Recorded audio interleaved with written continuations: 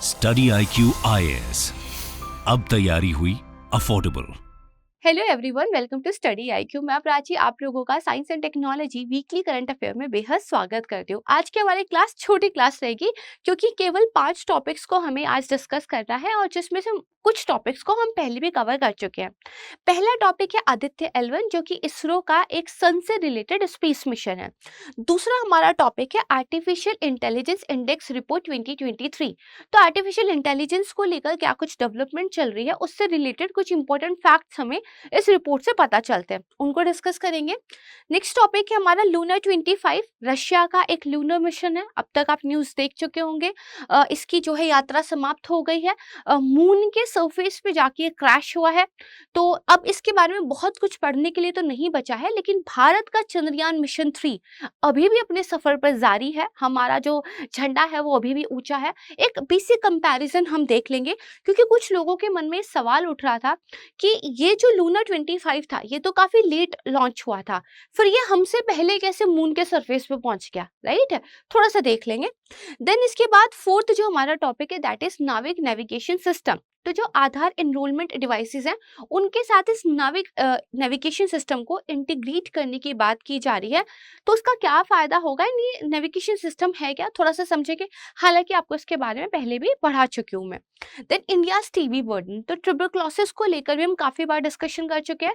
आज की क्लास में नया ये होगा, हम एक नया तरह का जो टेस्ट है ट्यूबरक्लोसिस को डिटेक्ट करने के लिए वो यहाँ पे समझेंगे। एक कॉन्सेप्ट है वो आप जान लीजिएगा, बाकी टीबी का जो बेसिक इंफॉर्मेशन है वो आप पहले से जानते हैं, राइट। स्टिल एक क्विक रिवीजन हम यहाँ पर कर लेंगे। परफेक्ट है। तो ये जो है बेसिकली हमारा आज का क्लास का एक ओवरव्यू है। आइए थोड़ा सा आगे चलते हैं। तो यहाँ पर देखिए एक इन्फॉर्मेशन मैं आपको दे देती हूँ, वेरी इंपॉर्टेंट। स्टडी IQ की तरफ से P2I बैच को लॉन्च किया गया है। 23 अगस्त से शाम को 6 बजे आपकी पहली क्लास होगी, यानी कि आपकी क्लासेस स्टार्ट हो जाएंगी। देखो अगस्त 23 की मैं बात कर रही हूँ, यानी कि अब तक हम जो कहते आ रहे थे कि आपके पेपर को 1 साल रह गया है, अब तो वो भी नहीं रह गया है ना। बहुत ज्यादा कम टाइम है। तो अब आपको जरूरी है कि बिना आप अपने टाइम को इधर उधर वेस्ट किए, बिना किसी डिस्ट्रैक्शन में जाए, एक क्वालिटी मटेरियल के साथ, एक क्वालिटी कंटेंट के साथ, एक क्वालिटी फैकल्टी के साथ पढ़ना स्टार्ट कीजिए, राइट है। और स्टडी IQ आपको एक क्वालिटी कंटेंट का प्रॉमिस करता है। क्वालिटी के दम पर ही आज हमारी पूरी जो टीम है वो नाच के साथ कह पाती है कि आप हमें ज्वाइन कीजिए, क्योंकि वी ट्रस्ट आवरसेल्व्स और हम आप पर भी ट्रस्ट करते हैं। तीनों भाषाओं में ये बैच है, लैंग्वेज बैरियर कोई नहीं है, जिस भाषा में चुनना चाहें चुन सकते हैं। लाइव क्लासेस होंगी फैकल्टीज के साथ, एक रियल सिचुएशन में आपकी पढ़ाई होगी। फीस की बात कर लेते, इट इज वेरी अफोर्डेबल क्योंकि प्रीलिम्स टू इंटरव्यू तक की हम पूरी तैयारी करवा रहे हैं। दैट मीन्स आपका प्रीलिम्स का जो एक पूरा सिलेबस है, मेंस का सिलेबस है, टेस्ट सीरीज दोनों की लगा लीजिए, देन आपकी इंटरव्यू की तैयारी ये इसमें इंक्लूड रहेगी। फिर भी हमने इसको काफी अफोर्डेबल रखा है। इसके बावजूद अगर आप faculty code Prachi live use करते हैं, PRACHILIVE, राइट है, आप स्क्रीन पर भी देख सकते हो, तो Prachi live faculty code use करने से मैक्सिमम अवेलेबल जो डिस्काउंट होगा वो आपको यहाँ पे मिल जाएगा। परफेक्ट है। इस बैच के बारे में आप कुछ भी डिस्कस करना चाहते हैं या फिर जो पिछला साइंस एंड टेक्नोलॉजी के हमने जितने क्लासेस किए उनके PDF को डाउनलोड करना चाहते हैं तो इस टेलीग्राम चैनल पे मुझे ज्वाइन कर सकते हैं, that is UPSC with Prachi. Perfect है। चलिए तो बैच के बारे में एक बार क्लास के एंड में हम देखेंगे। आदित्य L1 इसके बारे में बात करते हैं। तो इसरो यानी कि इंडियन स्पेस रिसर्च ऑर्गेनाइजेशन के द्वारा जो ये आदित्य L1 मिशन है इसकी एक इमेज रिलीज की गई है जो कि आप अभी इस वक्त अपनी स्क्रीन पर देख पा रहे हो। परफेक्ट है। तो देखो ये ना एक स्पेस क्राफ्ट मिशन है जो सन की स्टडी करने के लिए इसरो की तरफ से लॉन्च किया गया है। जैसे जो चंद्रयान है हम उसमें क्या कर रहे हैं, जो हमारा ल्यूनर सरफेस है उसकी स्टडी करने की कोशिश करेंगे, राइट है। तो यहाँ पे हम जो है सन की स्टडी करने की कोशिश कर रहे हैं। स्पेस मिशन जो है इसका ऑब्जेक्टिव ये है कि सन के जो है पास जाया जाए, जितना पॉसिबल हो उतना क्लोज जाया जाए, एंड देन जो बेसिकली सन का एक एटमॉस्फेयर है और एक जो मैग्नेटिक फील्ड वहां की है उसकी जो है स्टडी की जाए। देखिए सन हमारे इस पूरे पूरे के पूरे सोलर सिस्टम का सेंट्रल पॉइंट है, राइट है। हमारी पृथ्वी भी जो है सन का ही चक्कर काटती है। सन में अगर कोई भी बदलाव होता है या सन को अगर हम ज्यादा बेहतर तरीके से अंडरस्टैंड कर पाते हैं तो हम अपने प्लैनेट के बारे में भी और बेहतर समझ पाएंगे। और आज के टाइम पे तो हम सन की एनर्जी को अलग तरीके से हार्वेस्ट करने की बहुत सारी टेक्नोलॉजीज भी बना चुके हैं। दैट्स वाई सन को समझना मोर इम्पॉर्टेंट है। इसके अलावा सन से बेसिकली अलग तरह के कुछ ना फिनोमेना निकलते रहते हैं। जैसे आप मान लीजिए जो आपका कोरोनल मास इजेक्शंस हैं या फिर आपके जो सोलर विंड्स हैं, ये ना आपका जो स्पेस के अंदर सैटेलाइट्स हैं, जो आपकी अर्थ का एक कम्युनिकेशन सिस्टम है, इस पर भी असर डालता है। तो हमें इसकी स्टडी करना क्या है, इम्पॉर्टेंट है। दैट्स वाई स्पेस के लिए इसरो की तरफ से ये प्रोग्राम जो है शुरू किया गया। तो ये जो आदित्य L1 मिशन होगा, इस पर हम टोटल 7 पेलोड्स जो है भेज रहे हैं, यानी कि आप मान के चलिए 7 तरह के इंस्ट्रूमेंट्स जो है हम स्पेस में भेजेंगे। ठीक है, यहाँ पे जो सन का कोरोना है, सोलर एमिशंस है, सोलर विंड्स है, फ्लियर्स है, कोरोनल मास इजेक्शन है। ठीक है, और इन सब के बारे में हम स्टडी तो करेंगे ही, साथ में राउंड द क्लॉक जो है सन की एक इमेजिंग करेंगे। परफेक्ट है। मेरा गला खराब है, वॉइस का थोड़ा इश्यू हो सकता है, ठीक है, वर्ड्स का थोड़ा इश्यू हो सकता है, बट बियर विथ मी क्योंकि मुझे थोड़ा सा जो है कोल्ड हो रखा है। ओके, चलिए बैक टू द टॉपिक। हम आदित्य मिशन की बात कर रहे थे। This is sun, this is planet. तो देखो, सन और अर्थ के बीच में 5 ऐसे पॉइंट हैं जहाँ पे जो सन का ग्रेविटेशनल फोर्स है और जो आपका अर्थ का ग्रेविटेशनल फोर्स है वो एक इक्विलिब्रियम में आ गए हैं, यानी कि वहाँ पे चीजें बैलेंस आउट हो गई हैं। देखो, कहीं पे अगर सन का पुल ज्यादा होगा तो कोई भी ऑब्जेक्ट सन की तरफ खींचेगा, अगर कोई भी अर्थ के जो है ग्रेविटेशनल फोर्स के एक तरीके से इम्पैक्ट में रहेगा तो उसके ऊपर अर्थ का ग्रेविटेशनल फोर्स लगेगा, राइट है।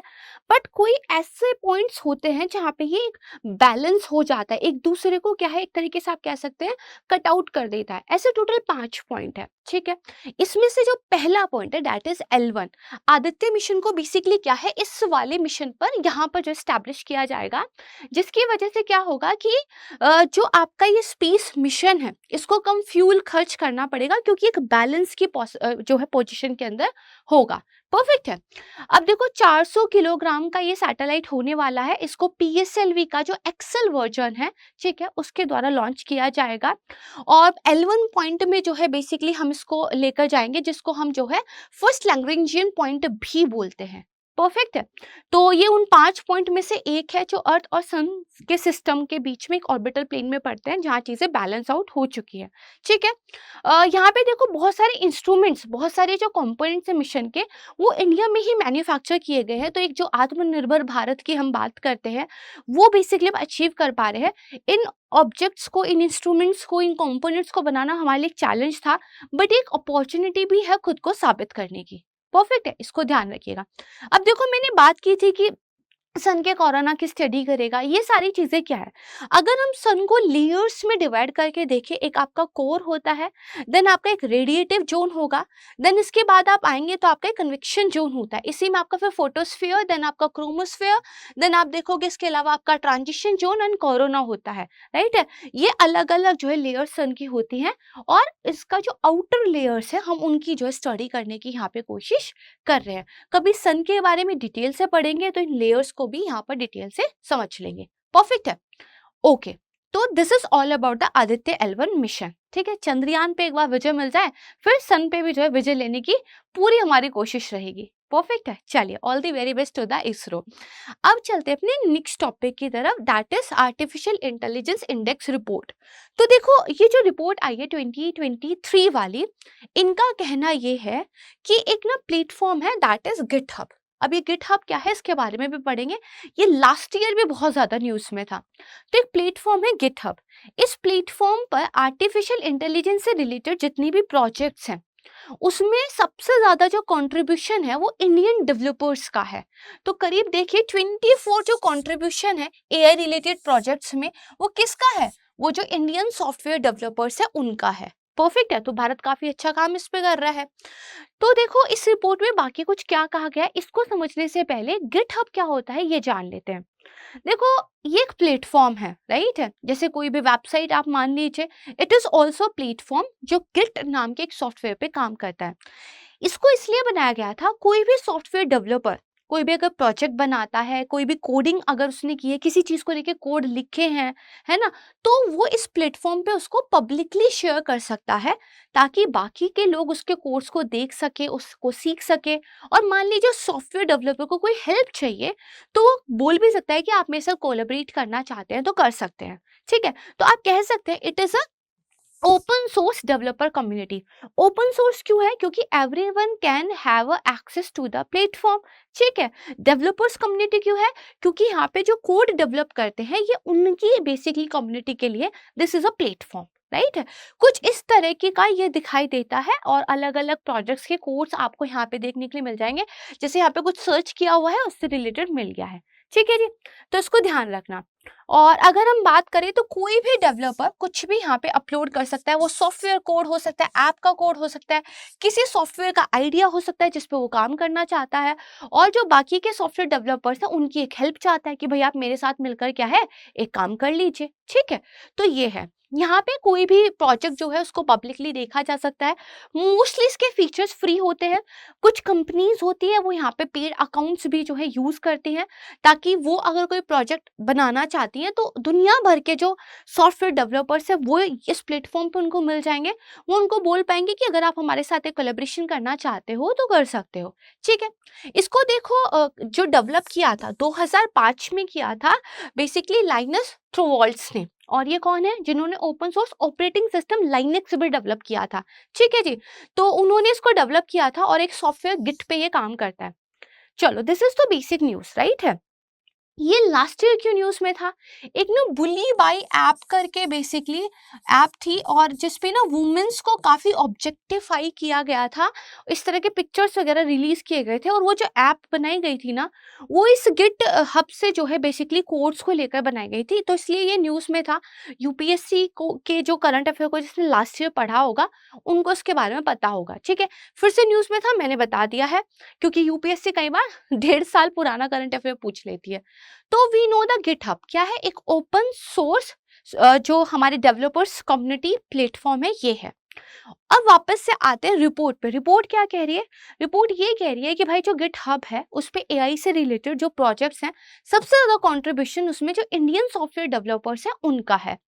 दूसरा ये कह रही है अगर हम एआई से रिलेटेड पब्लिकेशंस की बात करें, आर्टिफिशियल इंटेलिजेंस से रिलेटेड कोई जर्नल पब्लिक जो हुआ है, कोई बुक पब्लिक हुई है या फिर किसी ने कोई रिसर्च पेपर लिखा है, अगर इसकी बात करें 2010 से लेकर 21 में, तो इसमें सिग्निफिकेंट आपको एक इंक्रीज देखने को मिलेगा।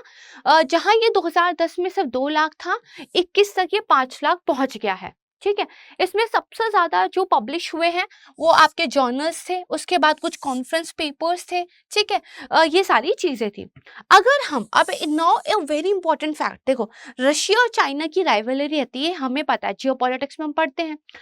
और हम ये भी देखते हैं कि किस तरीके से Russia sorry not Russia China, माफ कीजिएगा, रशिया का लूना भी मुझे याद आ रहा है, यूएस एंड चाइना। ठीक है, यूएस एंड चाइना का आपस में एक आप कह सकते हैं 36 का आंकड़ा रहता है। परफेक्ट है, दैट वी नो। लेकिन अगर आप थोड़ा सा डीप डाउन देखोगे ना, बहुत सारी चीजों पे जो जियोपॉलिटिक्स में इतना हाईलाइट नहीं होते हैं, जो यूएस और चाइना है वो मिलकर काम कर रहे हैं। Artificial intelligence is one of them. जैसे यहाँ पे आप देखो, अगर पिछले 12 सालों की बात करें तो यूनाइटेड स्टेट ऑफ अमेरिका और चीन के अंदर एक आपको बहुत ही ज्यादा जबरदस्त लेवल पे कोलैबोरेशन देखने के लिए मिलेगा। और माना जा रहा है 2010 के बाद से इनकी जो आपस में पार्टनरशिप है उसमें 4 फोल्ड का जो है एक तरीके से आपको इंक्रीमेंट देखने के लिए मिला है अप्रोक्सीमेटली। तो टेक्नोलॉजिकल इवोल्यूशन की बात करें तो ये दोनों कंट्रीज बाहर कितना भी अपना झगड़ा दिखाती हो, बैकडोर पे काम जो है चल रहा है। ठीक है, तो इस तरह की रिपोर्ट से कई बार ये चीजें हाईलाइट हो जाती है। तो बस थोड़ा बहुत इस रिपोर्ट के बारे में जान लीजिएगा, बहुत इंपॉर्टेंट तो नहीं है, ये मैं आपको क्लियर कर देती हूँ। ठीक है जी, चलिए नेक्स्ट चलते हैं लूना 25 की ओर। अब रशिया की बारी आई है। तो भाई इनका जो बेसिकली स्पेस क्राफ्ट है वो क्रैश हो गया है मून पर। 47 ईयर्स के बाद रशिया का ये पहला कोई बेसिकली लूनर मिशन था और 20 अगस्त को जो है बेसिकली इसकी जो एक जर्नी थी वो यहाँ पे एंड हो गई है। तो यहाँ पे देखो, भारत का चंद्रयान लॉन्च होने के करीब 1 महीने बाद इसको लॉन्च किया गया था। बट ये क्या है, 3.84 लाख किलोमीटर की जर्नी जो है बेसिकली एक दिन में कंप्लीट कर लेता था। ऐसा क्यों था? देखो बेसिकली एक तो इनका जो पेलोड था, जो इनका स्पेसक्राफ्ट था, उस पे जो पेलोड था वो हल्का था। जैसे चंद्रयान 3 में रोवर भी है, बट लूना 25 में रोवर नहीं था, ठीक है। आप देखोगे इसीलिए जो चंद्रयान 3 का लिफ्ट ऑफ मास था वो 3900 केजी था, जबकि लूना की बात करें तो ये करीब 1700 केजी था, ठीक है। तो ऑलमोस्ट आधा ही था, मान के चलिए। तो एक तो आपका पेलोड कम है, दूसरा फ्यूल की कैपेसिटी स्टोरेज इनके पास ज्यादा थी।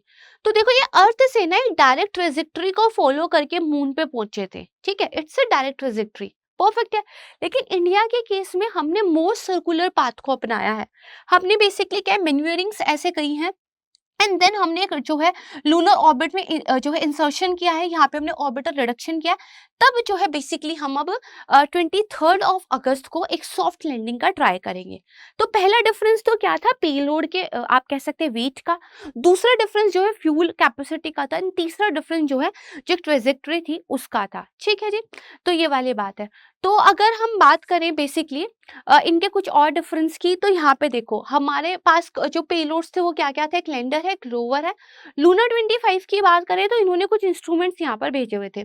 इसकी जो एक बेसिकली बताई जा रही है साल भर के लिए एक तरीके से डिजाइन किया गया था। जबकि अगर हम चंद्रयान 3 की बात करते हैं तो मिशन की लाइफ जो है 14 डेज रखी गई है, ठीक है। इसको थोड़ा सा ध्यान रखिएगा, ओके। और इसके बारे में फिलहाल लूना 25 के बारे में इससे ज़्यादा जानने की ज़रूरत नहीं है, क्योंकि अनफॉर्चुनेटली कह लीजिए ये क्रैश हो गया है। बट हम बेस्ट विशेष कर सकते हैं अपने चंद्रयान 3 के लिए, परफेक्ट है। तो दिस इज ऑल अबाउट, आप चाहें तो एक बार इसको पढ़ सकते हैं, ओके। पीडीएफ में आपको शेयर कर दूंगी। चलिए नेक्स्ट टॉपिक की तरफ चलते हैं, नाविक नेविगेशन। तो भी देखो जो हमारा डिपार्टमेंट ऑफ स्पेस है उन्होंने ये कहा है कि जो नाविक हमारा नेविगेशन सिस्टम है इसको हम इंटीग्रेट करेंगे जो आधार एनरोलमेंट डिवाइसेस हैं। देखो नेविगेशन सिस्टम होता क्या है पहले ये समझो। आप किस टाइम पर किस पर्टिकुलर लोकेशन पे हो, है ना, ये बेसिकली जो पता चलता है इसके लिए आपका आपने जीपीएस जो नाम है वो जनरली सुना होगा, ठीक है। भाई आप अपने मोबाइल में मैप जब ऑन करते हो और आप किसी जो है बेसिकली जर्नी पे जाना चाहते हो, तो आपकी जो प्रेजेंट जो बेसिकली लोकेशन है और जहाँ पे आप जाना चाहते हो वहाँ की लोकेशन है, उसको आप मैप में ओपन करते हो, then you can travel to it, right. और वो उस हिसाब से अपडेट करते रहता है। कैसे, क्योंकि ऊपर क्या है सैटेलाइट्स का एक पूरा नेटवर्क लगा हुआ है। You can see the constellations of the satellites. वो जो सैटेलाइट्स हैं वो लगातार क्या है आपकी इस टाइम एंड लोकेशन को अपडेट करते रहते हैं, ठीक है। They have the transmitter and the receivers, perfect है। आपका जो फोन है उसके अंदर भी ये चीज है, तो आपकी लोकेशन को एक तरीके से ट्रैक करते रहते हैं, देन उसके अकॉर्डिंगली आपको एक लाइव अपडेट मिलती रहती है। ये जो सब कुछ हो पा रहा है एक नेविगेशन की वजह से हो पा रहा है, राइट है। तो भारत का जो नाविक है वो एक रीजनल नेविगेशन सिस्टम है। जीपीएस जो है वो यूएस का है, वो एक ग्लोबल पोजिशनिंग सिस्टम है, यानी कि वो पूरे ग्लोब को कवर करते हैं। बट अगर इंडिया के कंटेक्स्ट की बात करें तो हम जनरली जो इंडिया का एक बेसिकली आप कह सकते हो बॉर्डर है उससे और 1500 किलोमीटर तक चले जाइए, हम लगभग उतने एरिया को कवर करते हैं, ठीक है। नेविगेशन की सर्विसेज इससे हमें जो है मिलती है। हमारा खुद का एक सैटेलाइट नेविगेशन सिस्टम है, अमेरिका के जीपीएस जैसा ही है, एकदम एक्यूरेट जो पोजीशनिंग और टाइमिंग की एक इंफॉर्मेशन होती है वो ये हमें प्रोवाइड करता है, ठीक है जी। और हम कह रहे हैं कि आधार डिवाइसेस जो है, आधार एनरोलमेंट डिवाइसेस जो है उनको अगर इंटीग्रेट हम कर लेंगे तो ज़्यादा एक्यूरेट इन्फॉर्मेशन जो है हमें किसी भी व्यक्ति की मिल पाएगी, उसकी लोकेशन वगैरह की, जिससे और ज़्यादा ट्रांसपेरेंसी इसके मामले में आएगी, ठीक है। तो जो डुप्लीकेशन ऑफ आधार कार्ड बन जाता है उस सब को जो है एक तरीके से ख़त्म करने में भी मदद मिलेगी, परफेक्ट है। ये इसका फायदा होगा, मतलब हम मोर ट्रांसपेरेंट सिस्टम बनाने की बात कर रहे हैं, इसलिए मोर टेक्नोलॉजी इंटीग्रेशन की बात यहाँ पे कर रहे हैं। बेसिक सी बात है। नेविगेशन सिस्टम की बात करें तो इसका जो बेसिकली टेक्निकल नेम है वो है Indian regional navigation satellite system, IRNSS। आम बोलचाल की भाषा में इसको नाविक कहते हैं। इंडिपेंडेंट ये आप कह सकते हैं कि stand alone navigation satellite system है। हमने खुद का अपना बनाया है, हम किसी पर डिपेंड नहीं है, इसके लिए कोई कोलैबोरेशन नहीं है, हमारा खुद का अपना है, ठीक है। और इसरो के द्वारा डेवलप किया गया था। टोटल 8 सैटेलाइट है इसमें से 7 सैटेलाइट जो है करंटली एक्टिव है। इसमें से भी 3 की बात करोगे तो जियो स्टेशनरी पोजीशन पे है, यानी कि अर्थ से हमेशा वो आपको एक फिक्स लोकेशन पे फील होते हैं। बाकी के जो 4 सैटेलाइट्स हैं वो आपके जियो सिंक्रोनस ऑर्बिट में है, और अगर ऊपर से ड्रोन इमेज देखा जाए तो पता चलता है कि एक की शेप वो बनाते हैं। ठीक है, इन टोटल 8 सैटेलाइट जिसमें से भी 7 ऑपरेशनल है, इनकी मदद से हम जो है इस पूरे एरिया को देख एक तरीके से इसके टाइम एंड लोकेशन को यहाँ पे मैप आउट कर सकते हैं। परफेक्ट है, इसको ध्यान रखिएगा। कवरेज की बात करते हैं तो देखो, भारत की जो बाउंड्रीज हैं, है ना, जो इंडियन लैंड मास है वहां से 1500 किलोमीटर तक में, ठीक है, ये जो है आपको सर्विस दे सकता है। 20 मीटर से भी बेहतर, है ना, एक आपको जो है लोकेशन के बारे में सर्विस दे सकता है। तो ये तो इसका प्राइमरी सर्विस एरिया है। एक इसका एक्सटेंडेड सर्विस एरिया है। एक्सटेंडेड सर्विस एरिया में ये पूरा रेक्टेंगल जो है उसके बारे में आपको लोकेशन का सर्विस दे देगा। जैसे आप देखो, आपका ये वाला जो मैप है ना, यहाँ पे देखिए, this is your 30 degree south. तो 30 डिग्री साउथ से लेकर करीब 55 डिग्री नॉर्थ तक का आप एरिया मान लीजिए। ठीक है, एंड देन इसके बाद यहाँ पर देखिए आपका लॉन्गिट्यूड की बात कर रहा है। 30 डिग्री लॉन्गिट्यूड से आप देख लीजिए, this is your 30 degree longitude and this is your 150। तो ये वाला जो अब बेसिकली यहाँ पे एक रेक्टेंगुलर बन के आया है, दिस इज राइट।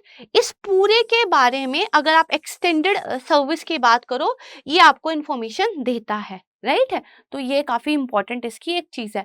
तो अगर हम एक प्राइमरी सर्विस एरिया की बात करें, है ना, तो कितना हो जाएगा, तो भाई आपका जो ये मेन बाउंड्रीज है इससे 1500 किलोमीटर का जो एरिया बनता है, ठीक है, 1500 किलोमीटर। लेकिन अगर एक्सटेंडेड की बात करें तो एक रेक्टेंगुलर बनता है, लैटिट्यूड और आपका जो लॉन्गिट्यूड्स होते हैं उस पे ये देता है। ठीक है, इसके अलावा 2 तरह की सर्विसेज मिलती है कि standard positioning services. Standard positioning service वही कि भाई मैं जो है अपने मोबाइल के जरिए लोकेशंस वगैरह देख सकूं, है ना, ट्रैकिंग वगैरह हम हो सके। अच्छा, कई बार आपने देखा होगा ना, आपने किसी बेसिकली क्या है, हाँ, किसी भी चीज को ऑर्डर किया है ऑनलाइन, आप ट्रैक कर सकते हो ना उसकी लोकेशन को।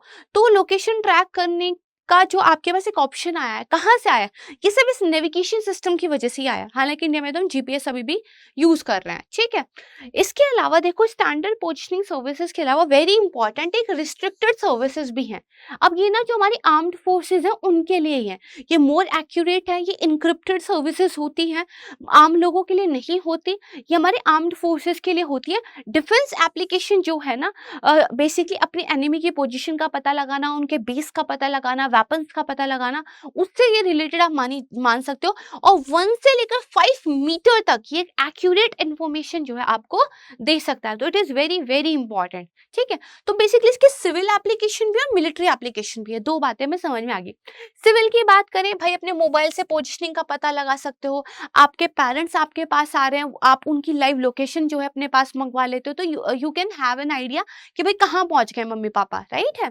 देन इसके अलावा आप देखो कि लॉजिस्टिक सेक्टर, मैंने भी बताया, आपका जो कार्गो का मूवमेंट है वो पता कर सकते हो, है ना। बहुत सारे ऐसे स्टार्टअप्स जो इन सर्विसेज का फायदा उठाते हुए कुछ नया शुरू करना चाहते हैं, जैसे आपकी उबर ओला, फाइनली वहाँ पे भी तो लोकेशन पे ही सारा काम हो रहा है ना। तो बाकी ऐसे स्टार्टअप नेविगेशन सर्विसेज हैं, आपका मरीन टाइम का बात कर लीजिए, है ना, आपका रोड ट्रांसपोर्ट वगैरह की बात कर लीजिए, इवन फॉर योर एविएशन। ठीक है जी।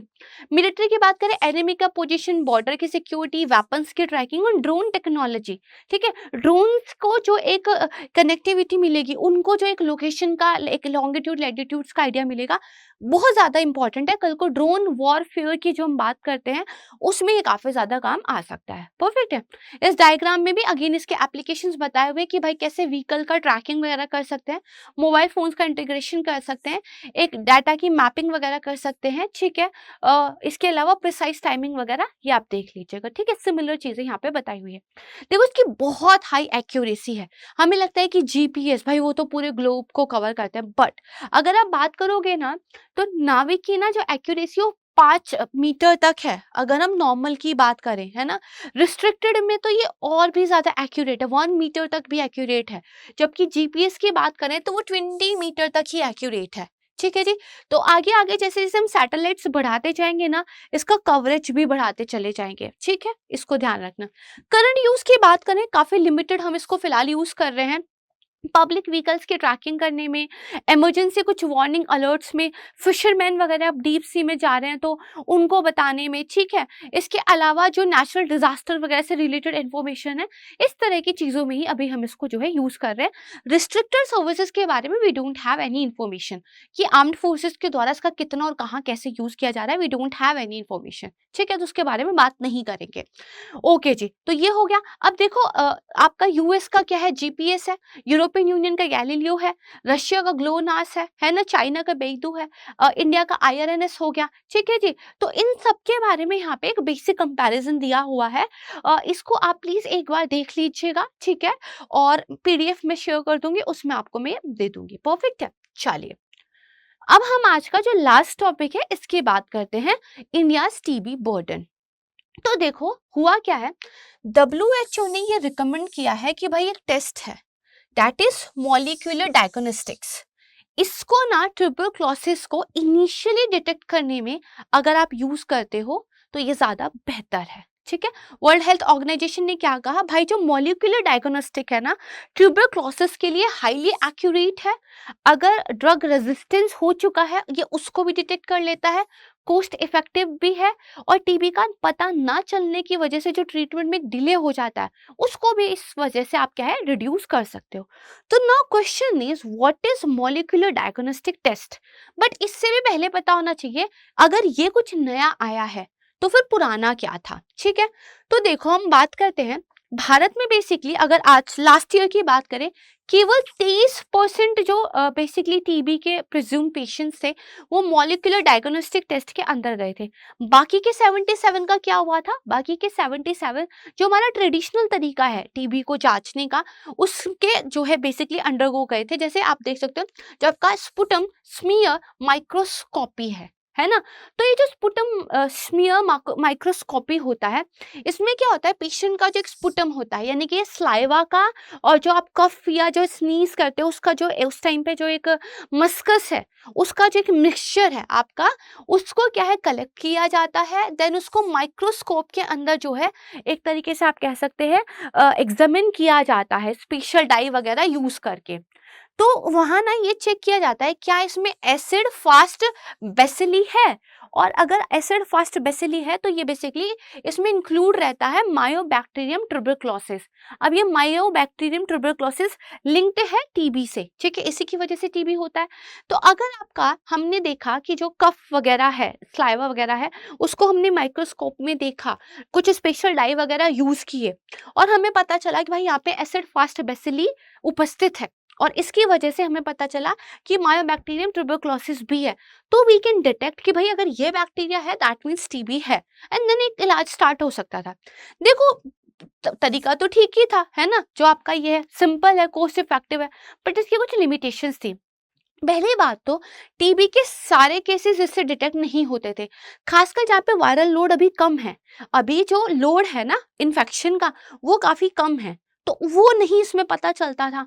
दूसरा, अगर टीबी जो है ड्रग्स को लेकर रेसिस्टेंट हो चुका है तो इसमें नहीं पता चलता था, पता चला वही दवाइयाँ देते जा रहे हो और उसका कोई असर नहीं पड़ रहा है। और क्योंकि टीबी का इतना ज्यादा लोड है भारत के ऊपर तो हम इसे अफोर्ड नहीं कर सकते, तो फिर डब्ल्यूएचओ ने कहा कि ये जो हमारा बेसिकली मॉलिक्यूलर डायग्नोस्टिक टेस्ट है ये एक बेहतर तरीका है। अब इसमें होता क्या है, देखो ये जो तरीका है इसमें हम ना जेनेटिक मटेरियल को ढूंढते हैं, ठीक है। हम क्या करते हैं, ये आपका जो मायोबैक्टीरियम बेसिकली ट्यूबरक्लोसिस बैक्टीरिया है, इसका जो डीएनए है, इसका जो आरएनए है, हम उसको ढूंढते हैं। देखो मॉलिक्यूलर डायग्नोस्टिक है ना, मॉलिक्यूल्स के लेवल पे जाके आप काम कर रहे हो, ठीक है। अब ये जो क्योंकि चाहे वायरल लोड कम हो या ज्यादा हो, ठीक है, ड्रग को रेजिस्टेंस वो कर चुका है, अपने अंदर म्यूटेशन कर चुका है या नहीं कर चुका है, या पता कर सकते हो। अगर हमने डीएनए और आरएनए को ढूंढ लिया दैट मीन्स आप बहुत एक्यूरेटली एक डायग्नोसिस यहाँ पे कर सकते हो, क्योंकि आपके पास डीएनए आरएनए से रिलेटेड इन्फॉर्मेशन है, तो ड्रग्स के प्रति उनके अंदर म्यूटेशन हो चुका है या नहीं ये भी यू कैन आइडेंटिफाई। तो इसीलिए डब्ल्यूएचओ ने कहा है कि ये जो टेस्ट है ये ज्यादा बेहतर है ना।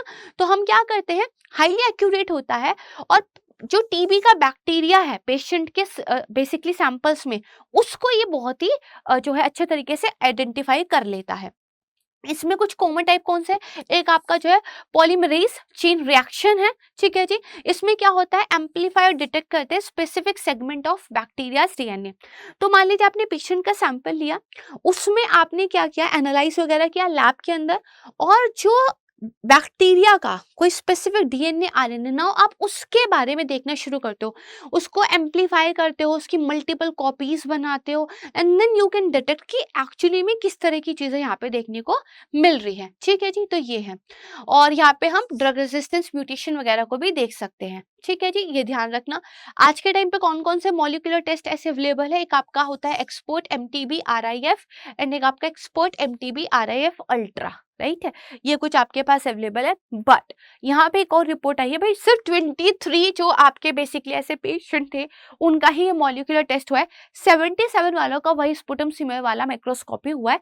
इसमें थोड़ा सा क्या है, चीजों को चेंज करने की जरूरत है, ठीक है। समझ में आ गया पहला क्या था, नए की जरूरत क्यों पड़ी, है ना। चलो, अब टीबी के बारे में एक बेसिक इन्फॉर्मेशन, बैक्टीरियल इन्फेक्शन होता है जब हम छींकते हैं या खांसते हैं, और मान लीजिए कोई इन्फेक्टेड है, तो वो जो एयर ड्रॉपलेट्स एयर में रिलीज होते हैं उससे ही ये फैल जाता है, हाईली कंटेंजियस होता है, इसीलिए बहुत हाइजीन का ध्यान रखने की यहाँ पे जरूरत होती है ना।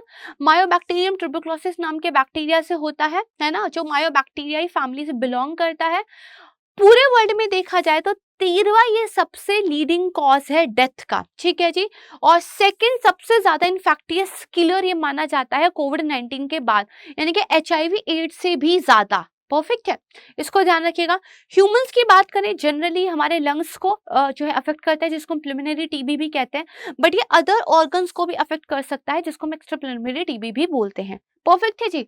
तो ये टीबी के बारे में तो प्लीज थोड़ा सा ध्यान से पढ़ के रखो, बार बार न्यूज में रिपीट हो रहा है, इंडिया में केस ज्यादा है, तो यूपीएससी में क्वेश्चन बन सकता है, तो just have a very good knowledge about this topic, ये मीन्स के लिए भी इंपॉर्टेंट है ना।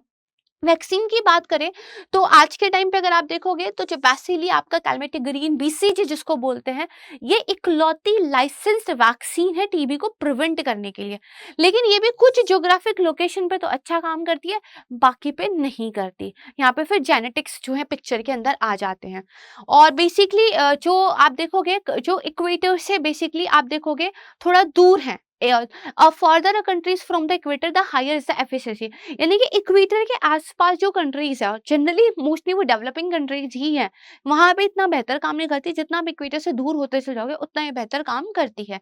जैसे यूके, नॉर्वे, स्वीडन, डेनमार्क में इसकी अच्छी जो है आप देख सकते हो एफिकेसी है, जबकि इंडिया, केन्या, मालावी ये जो कंट्रीज है जहाँ पे टीबी का बर्डन ऑलरेडी काफी हाई है, वहां पे ये उतना अच्छा काम नहीं करती है, ठीक है जी। तो ये भी एक समस्या की बात है। तो गवर्नमेंट ऑफ इंडिया की तरफ से ना टीबी के रिसर्च एंड डेवलपमेंट पे काफी काम चल रहा है, बहुत सारे इनिशिएटिव्स भी है, उनके बारे में थोड़ा जान समझ के रखिएगा। परफेक्ट है। अच्छा, जो चीजें आपको अलग से पढ़नी चाहिए उनके लिए पी2आई बैच आपको एक ऑप्शन देता है, जैसे मैंने बताया भाई इस वाले टॉपिक को और डिटेल से पढ़ लेना। तो अब आप अगर पी2आई बैच ज्वाइन करते हो ना, आपको डेली करंट अफेयर नोट्स मिलते हैं, आपके डेली करंट अफेयर की क्लासेस होती है डेडिकेटेडली, मंथली मैगजीन आपको बहुत शानदार मिलता है, जिसमें हर एक टॉपिक को ना 360 डिग्री एक होलिस्टिक कवरेज के साथ कवर किया हुआ है। तो आपकी क्लासेस होती हैं, आपको पूरा मटेरियल मिलता है, आपका करंट अफेयर यहाँ पर प्रिपेयर कराया जाता है, ठीक है जी। आपकी टेस्ट सीरीज होती है, this is a wholesome package, इसमें कुछ भी लेफ्ट आउट नहीं है। तो जस्ट स्मॉल फी पे करना है आपको, एंड देन उसके बाद आप बस पढ़ाई कीजिए, बाकी सारी चीज़ों की जिम्मेदारी हमारी है। हमने हैंड रिटन नोट्स भी आपको जो है देने स्टार्ट किए हैं, और उनको हमने बहुत ही अच्छे तरीके से एक बहुत हाईली एफिशिएंट टीम के द्वारा प्रिपेयर कराया है, सारे फैकल्टीज़ का इन्वॉल्वमेंट उनके अंदर था, ताकि आपको खुद के नोट्स ना बनाने पड़े, क्योंकि टाइम कम है, आप खुद के नोट्स बनाने का समय इतना बचा नहीं है। तो वो जो लास्ट टाइम क्विक रिवीजन के लिए एक हैंड रिटन नोट्स होने चाहिए, वो हम आपको प्रोवाइड कराते हैं। आपको बस इस पी2आई बैच को ज्वाइन करना है। फीस पे करते टाइम चाहे वेबसाइट पे कीजिए, ऐप पे कीजिए, यूज कीजिएगा faculty code Prachi live. Perfect है। चलिए, आज हमने जो भी पढ़ा है इसकी पीडीएफ को अगर आप डाउनलोड करना चाहते हैं Telegram channel UPSC with Prachi से मुझे ज्वाइन कर सकते हैं। इसके अलावा आप मुझे मेरे इंस्टाग्राम चैनल पे भी फॉलो कर सकते हैं, प्राची.chaudhary46। अपना बहुत ध्यान रखिएगा, जल्द मिलेंगे एक नई क्लास में, तब तक के लिए thank you so much everyone. जय हिंद। स्टडी IQ IAS, अब तैयारी हुई अफोर्डेबल।